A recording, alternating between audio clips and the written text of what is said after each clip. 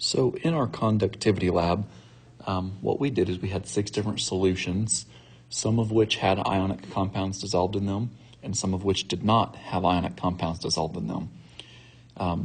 The procedure is we labeled 6 beakers 1 through 6, and we filled them with each solution that was up front in the laboratory. So we took a little bit of solution 1, a little bit of solution 2, and so on. We used our conductivity meter and we placed its electrodes into the surface of the solution. If there are ionic compounds present, the presence of those ions allows the electricity to bounce from one electrode to the other. And when that electricity can bounce from one electrode to the other, the circuit is completed, meaning the lights on the conductivity meters will light up. So we did that with all 6 solutions, and we recorded whether the lights turned on and the brightness of the lights. In between each one, we cleaned them, and we just kept doing this until we had observations for all 6 solutions. So here's our image of solution A. You can see that your red light is pretty bright, and it looks like the green light is just a little bit dim. So in order to read this, you have to understand that the red light activates first. If there's any electrical conductivity at all, the red light will turn on. If there's low conductivity, the red light will turn on very dimly. If it's quite good, has quite high conductivity, the red light will turn bright. Once it hits a certain point, the red light can't get any brighter, and then the light next to it, the green light, will turn on if it's highly conductive. So what this means is you can gauge your conductivity based on whether the red and green lights are turned on and to the extent to which they're turned on. So in this example, we have bright red, which means it is detecting a significant level of conductivity, and your green light is glowing pretty dim. In solution B, we can see that absolutely nothing's happening.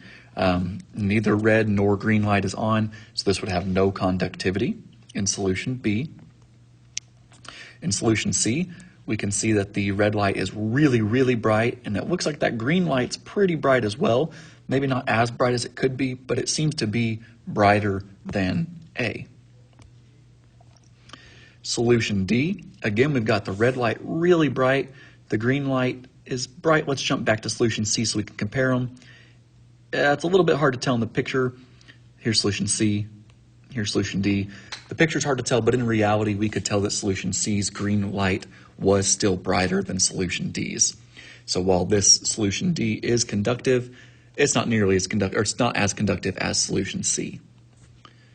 Solution E, the red light is on ever so dimly, but the green light is not on at all. And in solution F, the red light is somewhat bright, but the green is not on at all.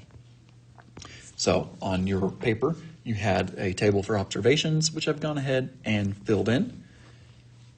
So from this, we can predict which one of these contained ionic compounds and which one contained the most ionic compound.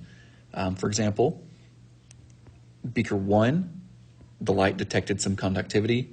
Beaker 3, a great deal of conductivity because both lights were bright. 4, some conductivity. 5, it was lit so dimly that it's hard to say there was really electrical conductivity. And 6, that's not a good star, still not a good star, but that's okay, had conductivity as well because the red was mostly bright, even though there was no green. So as it turns out, solution 1 and solution 3 were both solutions of magnesium sulfate, which is an ionic compound.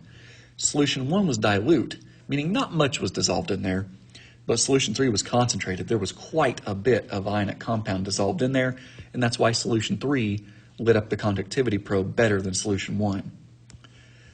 Solution 2 was isopropyl alcohol, which is not an ionic compound, which makes sense as to why it did not light up the conductivity probe. Solution 4 was sodium chloride, which is obviously a salt, an ionic compound. That's why it lit up. Number 5 is distilled water, meaning it's virtually pure water. Very, very few ions in there. That's why it hardly detected any conductivity. And solution 6 was tap water, which here in Arkansas makes sense. We live on a limestone shelf, so there's a significant amount of calcium ions in our water. So it makes sense that it was able to conduct at least somewhat. So to answer the questions, Which container had the ionic compounds dissolved in them? Well, if we jump back, it looks like solution 1, solution 3, solution 4, and solution 6 had ionic compounds dissolved in them. Which container had the most ionic compounds dissolved in them? And we're going to use our observations to justify that. We think that solution 3 had the most ionic compound dissolved in it, because if we bounce back to our data, it resulted in a bright red light and a bright green light, and it's the only one that lit both lights up brightly, so it would have the highest ionic compound. And why is it that ionic compounds are able to conduct electricity when you dissolve them?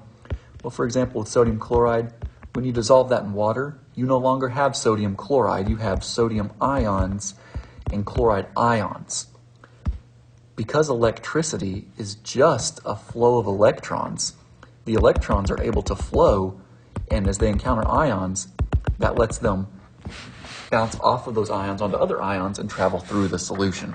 So it's the presence of ions that allows these solutions to conduct electricity. One last thing we did was just kind of for fun.